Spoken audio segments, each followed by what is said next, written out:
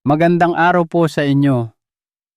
Ako po si Dr. Miguel Santos, isang doktor na dalubhasa sa pag-aalaga ng ating mga nakatatanda.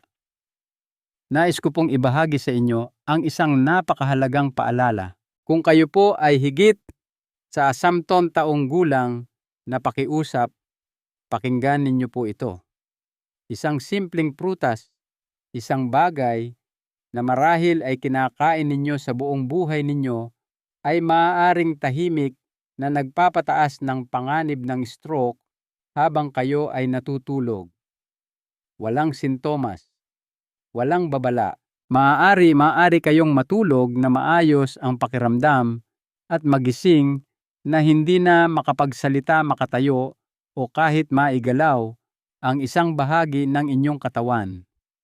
Alam kong nakakagulat ito, ngunit bilang isang doktor ng utak, napakaraming beses ko na itong nasaksihan.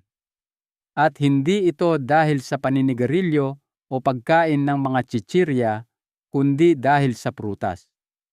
Opo, kahit isang bagay na tila napakasehat at inosente ay maaaring maging mapanganib kapag nagbabago na ang ating katawan dahil sa edad. Pagkatapos ng edad, senta ang ating mga bato at ay daluyan ng dugo at utak ay hindi na napoproseso ang asukal, putasa o asido sa parehong paraan. Ang mga gamot na iniinom ang mas mabagal na sirkulasyon ng dugo at ang dehydration sa gabi ay nagsasama-sama na ginagawang isang tahimik na banta ang isang simpleng prutas. Kaya naman ngayon, nais kong samahan kayo sa pagtalakay sa 6 na karaniwang prutas na maaaring mas nakakasama kaysa nakabubuti, lalo na kung kinakain sa maling oras o sa maling kombinasyon. Kung pinapanood ninyo ito at nais ninyo ng mas marami pang praktikal at siyentipikong mga payo para protektahan ang inyong utak at puso, mangyaring mag-subscribe din po kayo.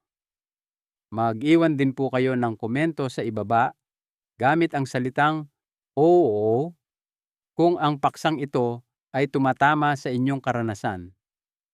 Maaaring magulat kayo sa kung anong mga prutas ang nasa listahang ito at kung bakit.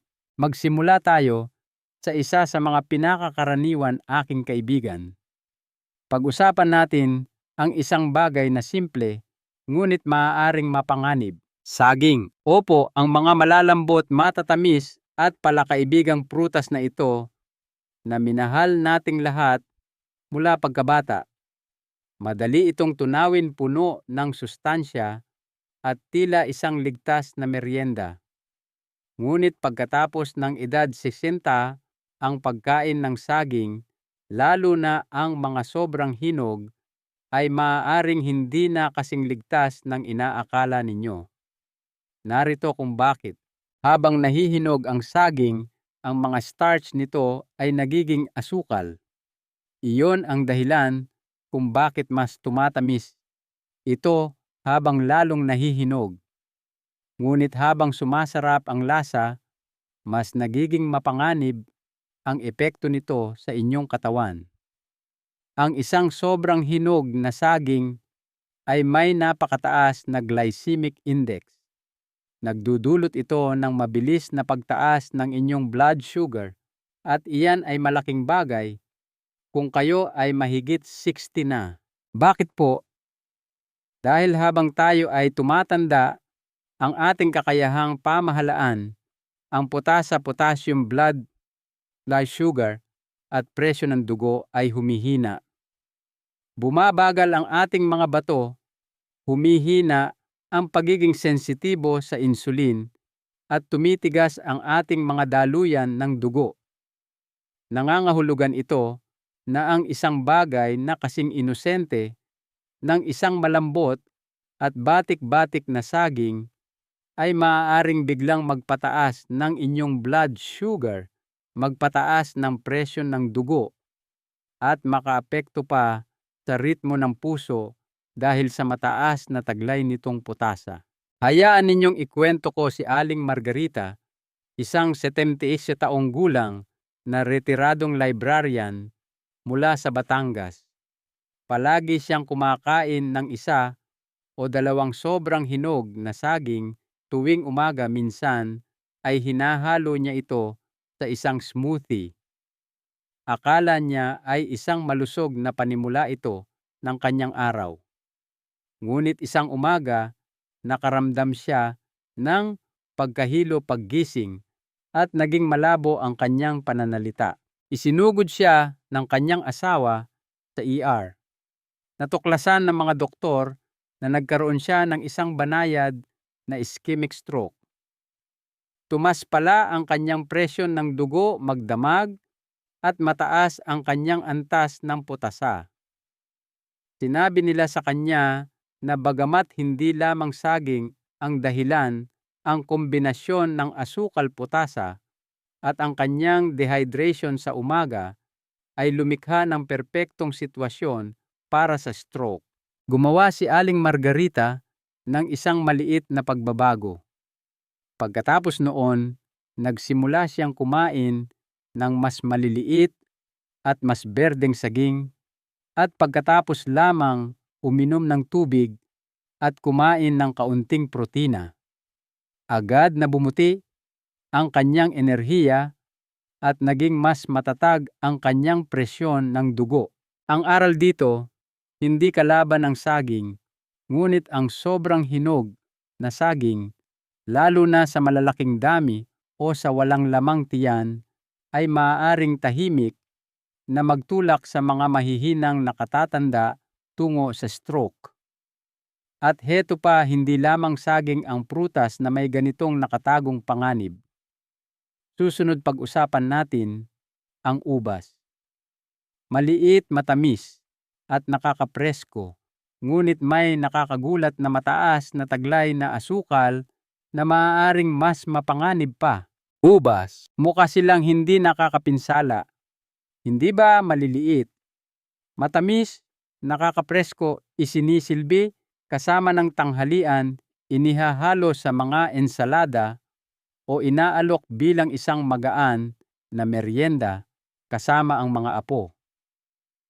Ngunit para sa isang taong mahigit 60 ang ubas, ay maaaring hindi kasing inosente ng tila. Narito kung bakit. Ang ubas ay purong asukal sa isang maliit na pakete.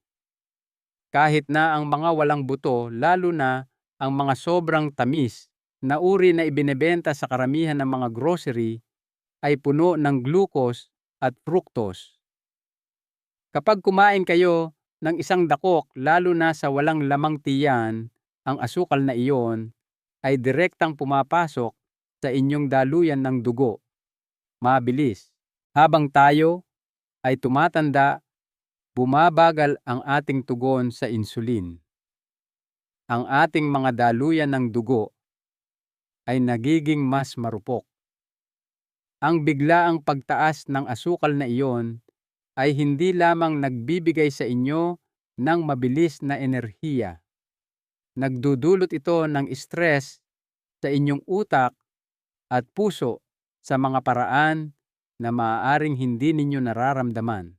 Sa loob ng mga marurupok na daluyan na iyon, ang asukal ay nagdudulot ng maliliit na pamamaga, napakaliit na pamamaga at pinsala na sinusubukang ayusin ng katawan sa pamamagitan ng pagbuo ng mga namuong dugo clots. Maliit lang ang mga ito sa simula.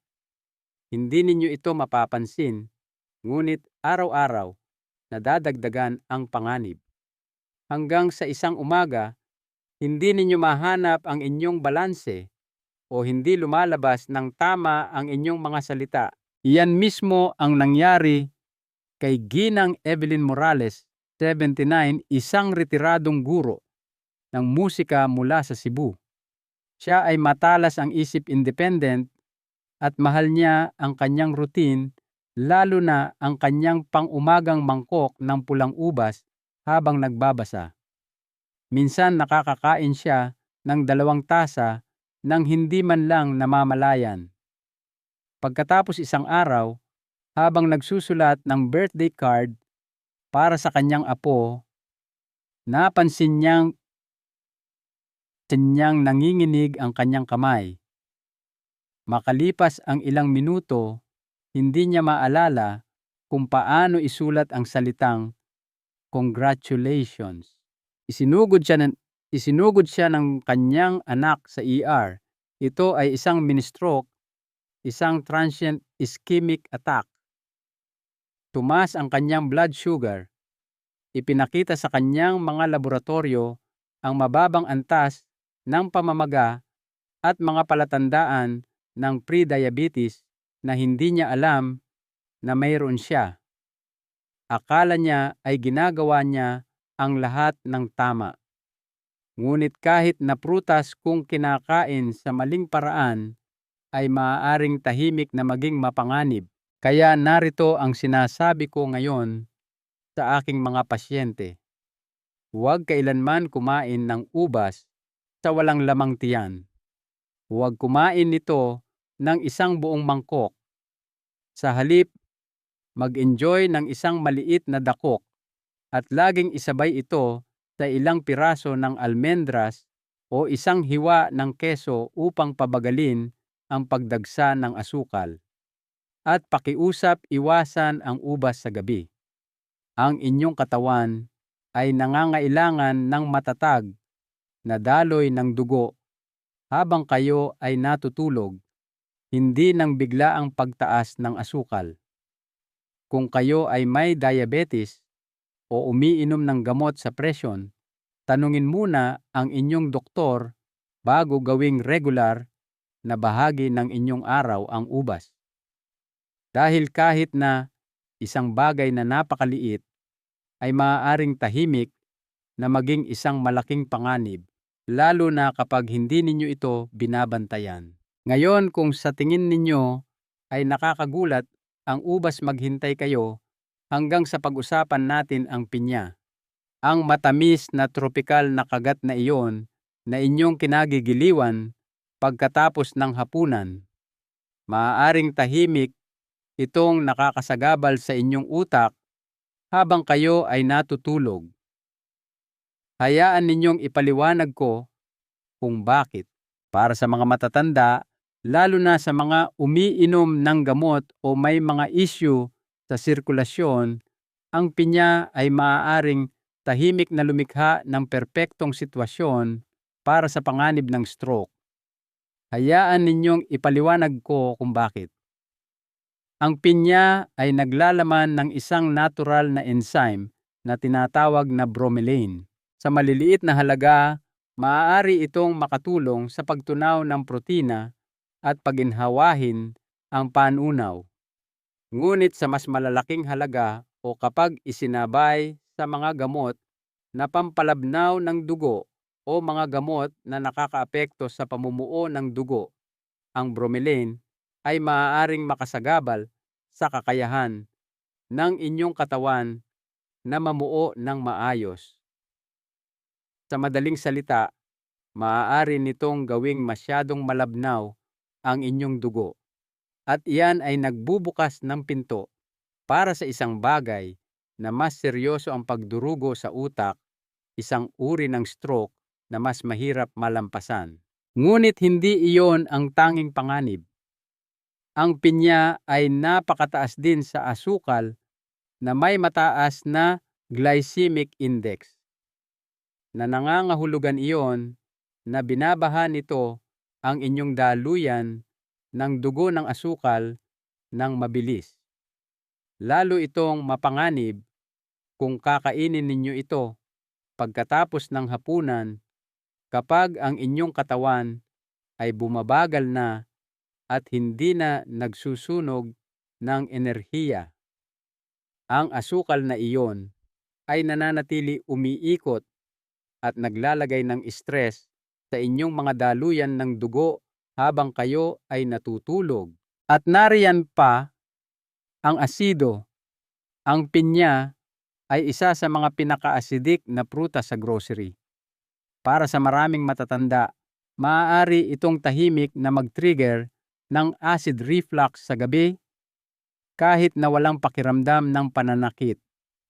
Ang reflux na iyon ay maaaring maging sanhi ng pagpasok ng maliliit na halaga ng asido mula sa tiyan sa inyong daanan ng hangin habang kayo ay natutulog na nagpapababa ng oxygen sa inyong utak. Ang ganitong uri ng stress dahil sa mababang oxygen ay direktang naiugnay sa mga stroke sa madaling araw, ang pinakamapanganib na uri. Hayaan ninyong ibahagi ko ang kwento ni Lola Clara Hernandez, 77, isang retiradong choir director mula sa Iloilo. Akala niya ay ginagawa niya ang lahat ng tama.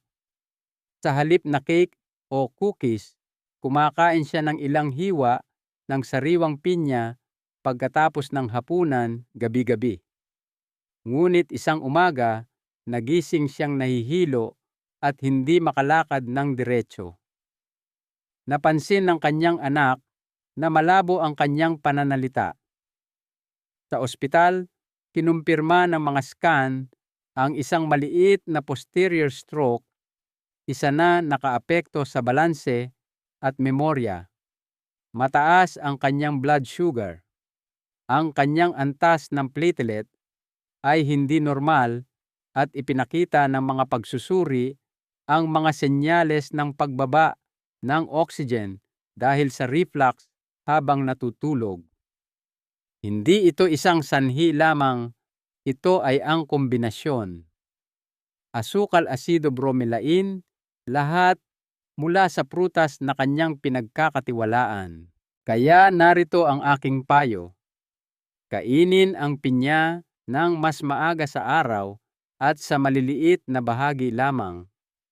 Huwag kailanman kainin ito sa walang lamang tiyan at iwasang isabay ito sa mga gamot na pampalabnaw ng dugo maliban kung aprobado ng inyong doktor. At higit sa lahat, huwag kailanman kumain ng pinya bago matulog. Ang inyong utak ay nangangailangan ng pahinga at matatag na oxygen, hindi ng mga sorpresa dahil kahit na isang bagay na tila magaan at malusog ay maaaring maging isang tahimik na panganib lalo na sa magdamag. At kung sa tingin ninyo ay mapanganib ang pinya, maghintay kayo hanggang sa marinig ninyo ang tungkol sa pakwan, ang prutas na inaakala nating lahat na nakaka-hydrate. Ngunit sa ilang mga kaso, maaari itong tahimik na nagde-dehydrate sa inyong utak. Pag-usapan natin iyan sa susunod. Pakwan o pupakwan ang paborito tuwing tag-init. Ito ay magaan, makatas, nakakapresko, at 90 pa tubig. Iniisip ng karamihan na ito ang perpektong paraan upang manatiling hydrated, lalo na sa isang mainit na araw. Ngunit para sa mga matatanda, ang pakwan ay maaaring tahimik na mapanlinlang. Narito ang isang bagay na hindi napagtatanto ng karamihan. Ang pakwan ay gumaganap tulad ng isang natural na diuretic o pampaihi. Nangangahulugan ito na mas madalas kayong umiihi na maaaring tila hindi nakakapinsala hanggang sa maalala ninyo na marami nang nakatatanda ang umiinom na ng mga water pills o gamot sa presyon na nag-aalis din ng likido sa katawan. Kung kakain kayo ng malaking bahagi ng pakwan sa gabi, lalo na pagkatapos inumin ang inyong mga gamot, maaari ninyong ihanda ang inyong sarili para sa overnight dehydration. Iyan ay kapag nawalan ng sobrang likido ang inyong katawan habang natutulog at hindi ninyo man lang ito nararamdaman. Kaya ano ang ibig sabihin niyan? Kapag kayo ay dehydrated, ang inyong dugo ay lumalapot. Mas mabagal itong dumadaloy tulad ng arnibal at ang malapot na dugo na iyon ay nagpapataas ng pagkakataon ng pagbuo ng namuong dugo, lalo na sa makikitid at tumatandang mga ugat.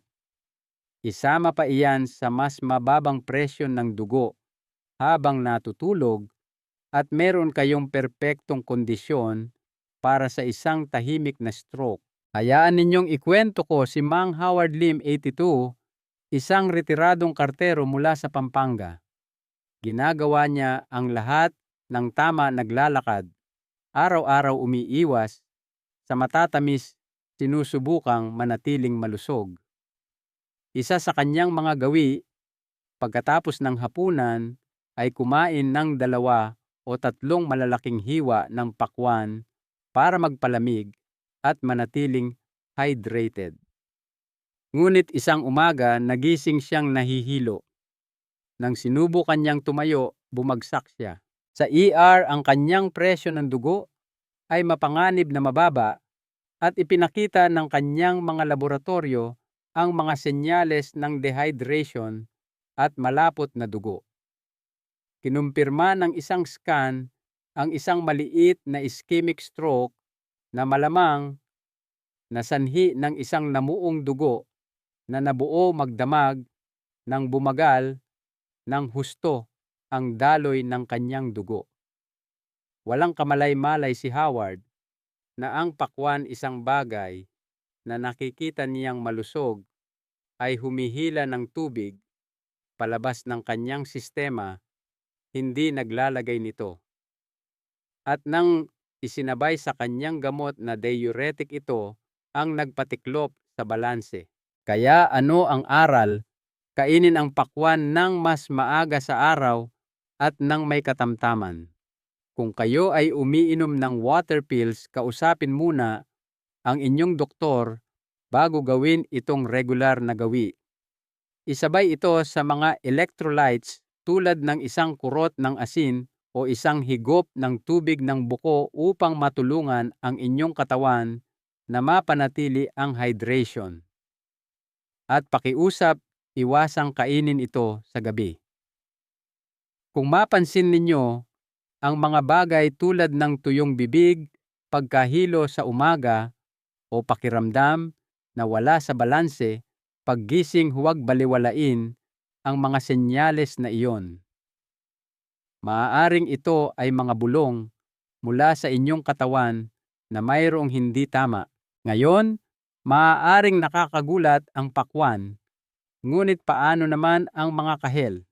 Isang prutas na matagal nang pinupuri dahil sa bitamina C at kalusugan ng puso. Maaari ba talaga itong makipag-ugnayan sa inyong mga gamot sa isang mapanganib na paraan? Tingnan natin ng mas malapitan.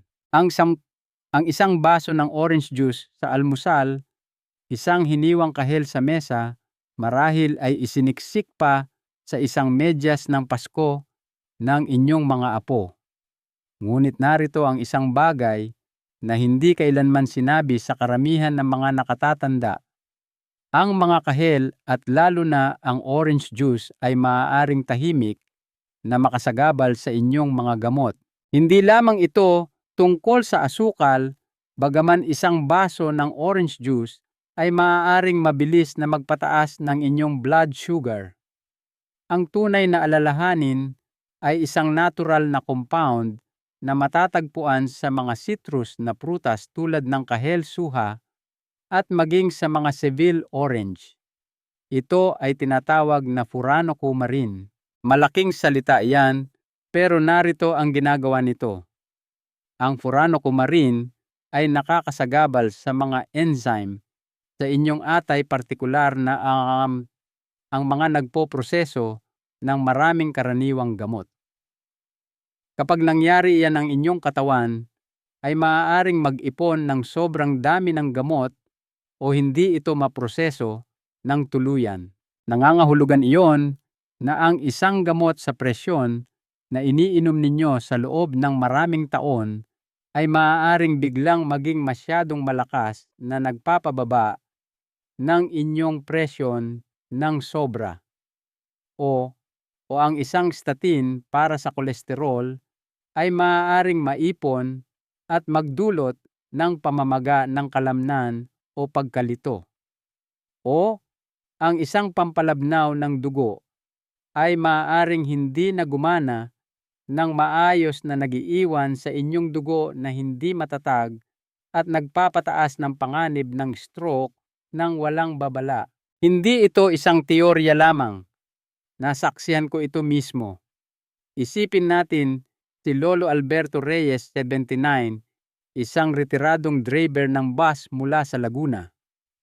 Mayroon siyang ritual sa umaga na gustong-gusto niya sariwang kinatas na orange juice kasama ng kanyang almusal na iniinom kasabay ng kanyang mga gamot sa puso at kolesterol. Tinatawag niya itong sikat ng araw sa isang baso. Ngunit sa paglipas ng panahon, nagsimula siyang makaramdam ng pagkahilo-paggaan ng ulo kapag tumatayo at medyo nalilito tuwing umaga. Isang araw, bumagsak siya habang tumatayo mula sa kanyang silyon. Natuklasan ng mga doktor na nagkaroon siya ng isang maliit na ischemic stroke at ipinakita ng kanyang pagsusuri sa dugo ang mapanganib na mataas na antas ng gamot. Kahit na hindi niya binago ang kanyang dosis, ang nagbago ay ang kanyang pang-araw-araw na gawi sa orange juice. Ang mga citrus compound ay nagpabagal sa kakayahan ng kanyang atay na durugin ang mga gamot. Ang kanyang sistema ay tahimik na na-overload. Kaya narito ang inirerekomenda ko sa lahat ng aking mga nakatatandang pasyente. Limitahan ang orange juice o iwasan na ito ng tuluyan kung umiinom kayo ng mga gamot tulad ng statins, calcium channel blockers o mga pampalabnaw ng dugo. Huwag pagsabayin ang citrus sa inyong mga tableta. Tanungin ang inyong doktor kung hindi kayo sigurado. Kung gusto ninyo ang lasa ng citrus, subukan ang isang maliit na patak ng lemon o dayap sa tubig sa halip. Mas kaunti ang interaksyon nito. Dahil sa yugtong ito ng buhay, kahit na isang bagay na kasing simple ng isang kahel ay maaaring magpatiklop sa balanse sa loob ng inyong katawan nang hindi ninyo namamalayan. At kung iyan ay nagpaisip sa inyo tungkol sa inyong routine sa umaga, maghintay hanggang marinig ninyo ang sasabihin ko tungkol sa mangga. Isang matamis na tropikal na pagkain na maaaring nagpapataas ng inyong blood sugar at nagpapabagal sa inyong atay ng sabay-sabay. Pag-usapan natin ito sa susunod. Mangga. Malambot, makatas, natural na matamis. Para itong isang tropical na gantimpala. Isang prutas na tila napakasarap para maging mapanganib. Ngunit, kung kayo ay mahigit 16, lalo na kung umiinom kayo ng mga gamot para sa presyon ng dugo, ritmo ng puso o kolesterol, ang mangga ay maaaring mas nakakasama kaysa nakabubuti. Narito kung bakit. Ang mangga ay isa sa mga prutas na may pinakamataas na asukal sa mga tindahan. Isang tasa lamang ng hinog na mangga ay naglalaman ng halos 45 gramo ng natural na asukal. Iyan ay higit pa sa asukal sa isang donut. Ngayon isipin ninyo kung ano ang ginagawa niyan sa isang tumatandang katawan. Ang inyong tugon sa insulin ay mas mabagal. Ang inyong mga daluyan ng dugo ay mas marupok. Ang biglaang pagtaas ng asukal ay lumilikha ng pamamaga sa loob ng inyong mga ugat, lalo na ang mga patungo sa inyong utak. Ang pamamaga na iyon ay maaaring magdulot ng maliliit na bitak sa mga pader ng ugat. At ano ang ginagawa ng inyong katawan kapag may bitak? Bumubuo ito ng isang namuong dugo upang takpan ito. Sa isang mas batang katawan, maaaring hindi ito malaking bagay, ngunit sa isang nakatatanda na may makikitid na mga ugat, Ang namuong dugo na iyon ay madaling makabara sa daloy ng dugo patungo sa utak na humahantong sa isang stroke. Naglalaman din ang mangga ng isang compound na tinatawag na mangiferin. Tila hindi nakakapinsala tama, ngunit ang mangiferin ay maaaring makasagabal sa kakayahan ng inyong atay na iproseso ang mga gamot, lalo na ang mga gumagamit ng cytochrome 450 enzyme system. Kasama rito ang maraming karaniwang gamot sa puso, kolesterol at presyon ng dugo. Kaya sa halip na ligtas na maalis ng inyong katawan ang mga gamot na iyon, naiipon sila sa inyong sistema. Hindi ninyo ito nararamdaman sa una hanggang sa makaramdam kayo ng pagkahilo, panghihina o mas malala. Hanggang sa bumagsak ang inyong presyon o magbago ang ritmo ng inyong puso nang walang babala. Hayaan ninyong magbahagi ako ng isang tunay na kwento. Si Mang William Willie Garcia, 83, isang retiradong bumbero mula sa Cavite, ay nagpasya na kumain ng malinis sa pamamagitan ng pagpapalit ng cookies sa mga pinatuyong hiwa ng mangga tuwing hapon. Umiinom din siya ng gamot para sa atrial fibrillation at mataas na presyon. Pagkatapos ng ilang linggo, nagsimula siyang magising na magaan ang ulo.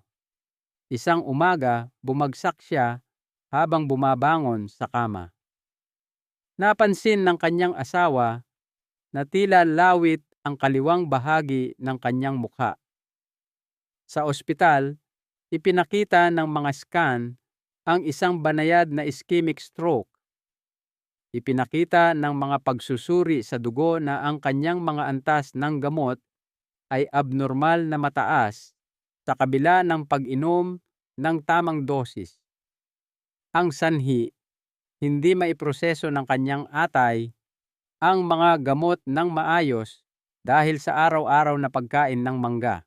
Kaya narito ang aking payo sa inyo. Kung mahilig kayo sa mangga, kumain lamang ng ilang kagat at sa araw lamang. Huwag kailanman kumain ng mangga bago matulog, lalo na ang pinatuyong mangga. Mas konsentrado pa ito. Laging isabay ito sa protina o taba tulad ng mani o keso upang pabagalin ang pagsipsip ng asukal. At higit sa lahat, kung umiinom kayo ng anumang reseta para sa puso o presyon, kausapin muna ang inyong doktor. Ngayong napag-usapan na natin ang 6 na nakakagulat na prutas na ito, maaaring medyo nag-aalangan na kayo kung ano ang tunay na ligtas. At iyan ay lubos na normal. Dahil ang pagkilala sa mga panganib ay ang unang hakbang tungo sa pagprotekta sa inyong utak at puso sa mga darating na taon. Habang tayo ay tumatanda, kahit na ang mga malusog na gawi ay nangangailangan ng muling pagsusuri, ang mga prutas na dati ay nakakatulong sa atin ay maaaring ngayon ay tahimik na kumakalaban sa atin, lalo na kapag hinaluan ng mga gamot o kinain sa maling oras. Hindi ito tungkol sa pananakot. Ito ay tungkol sa kamalayan. Hindi ninyo kailangang talikuran ang prutas. Kailangan ninyo lamang itong kainin ng matalino. Mas maliliit na bahagi, mas maaga sa araw, isinasabay sa protina o malusog na taba at laging may gabay ng inyong doktor. Ang pagtanda po ay hindi nangangahulugan ng paghina kundi ng paglago sa karunungan. Kasama sa karunungang ito, ang pag-unawa na ang ating katawan ay nagbabago at ang pangangalaga sa sarili ay ang pinakadakilang regalo na maibibigay natin sa ating pamilya at sa ating sarili. Ang inyong utak, ang inyong puso, at ang inyong kalayaan ay karapat-dapat na protektahan. Kung nakatulong sa inyo ang artikulong ito na muling pag-isipan ang inyong mga pinipili, mangyaring i-like po ninyo ito, mag-subscribe sa aming channel, at mag-iwan ng komento sa ibaba gamit ang salitang mulat upang ipaalam sa amin na kumikilos kayo. At tandaan, nakarating kayo sa yugtong ito ng buhay ng may lakas at karunungan. Ngayon ang panahon upang kumain ng may karunungan din.